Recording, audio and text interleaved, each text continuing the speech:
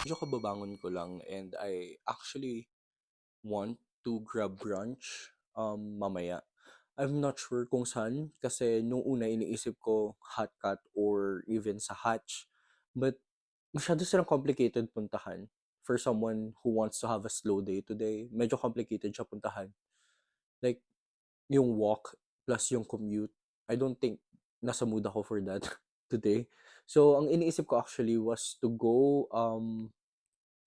either Patch or sa Homu. But kasi sa baba lang sila ng SM, 'di ba?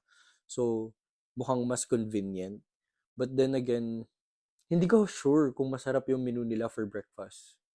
Anyway, um I prepared coffee na din bago ako lumabas.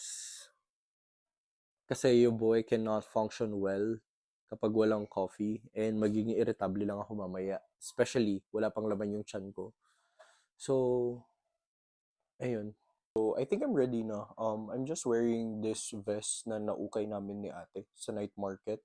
Then, I paired it lang with a baleno pants na khaki. Then, bitbit ko lang yung tote bag. Oh, by the way, necklace, nakaw from ate. So, yun lang. I still have no idea kung saan ako tatambay at kakain. Uh, Problema ko na yun mamaya.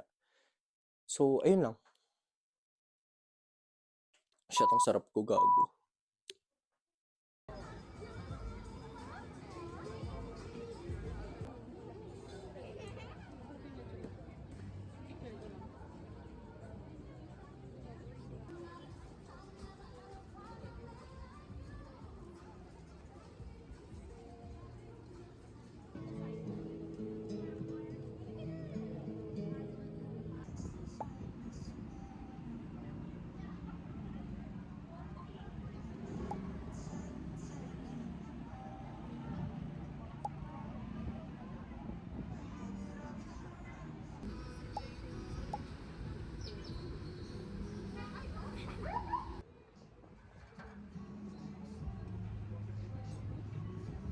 Sisingit lang ako.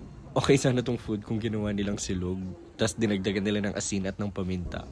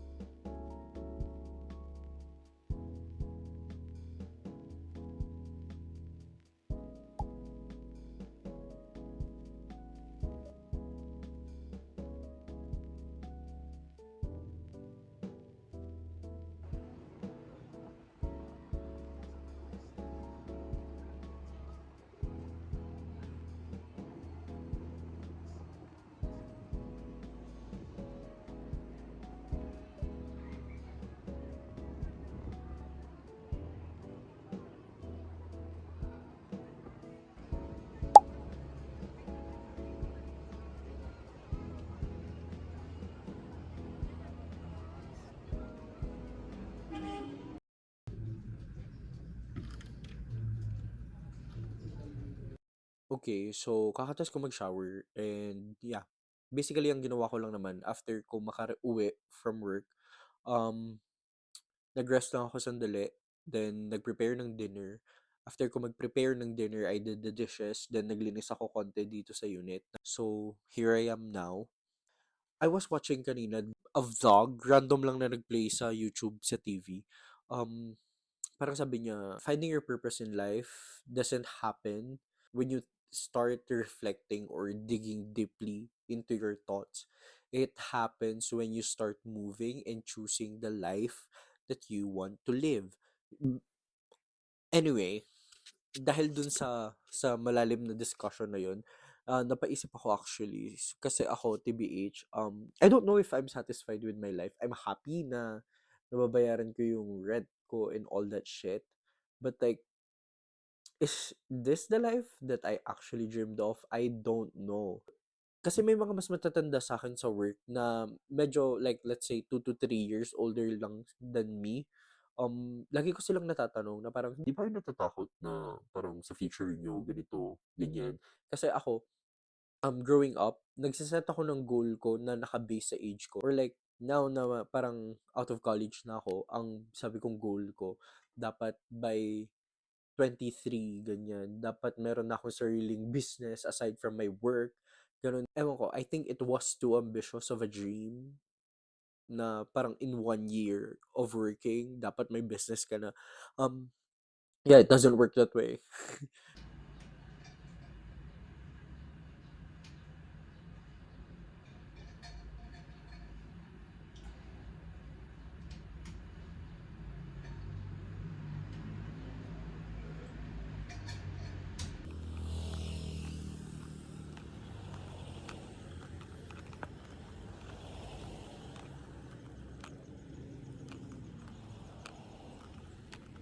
Hi, Voice over JN here. So, sinundo ko nila ate after work. Galing sila ng La Union. And pumunta lang kami para mag-dinner. So, kumain kami actually dito sa Edsils. And favorite ko yung sinanglaw nila dito. I swear, solid to.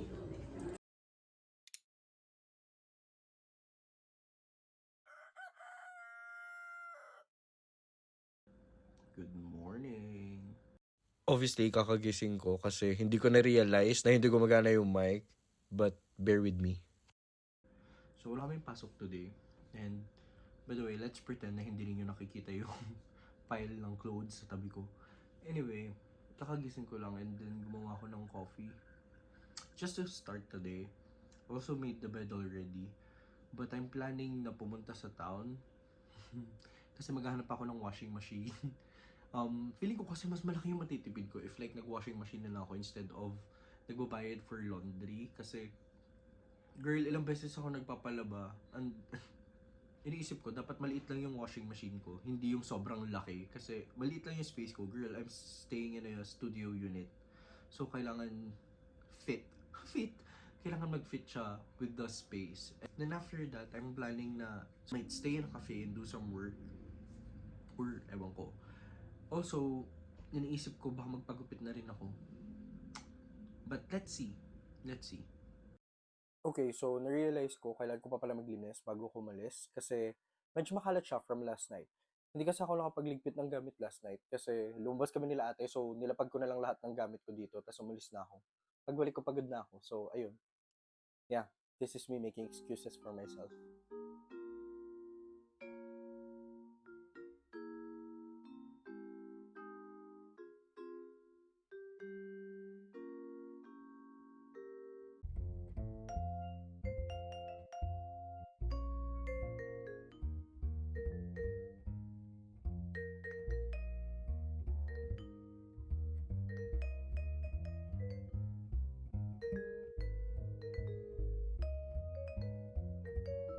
Okay, now I'm ready to go out. Bye!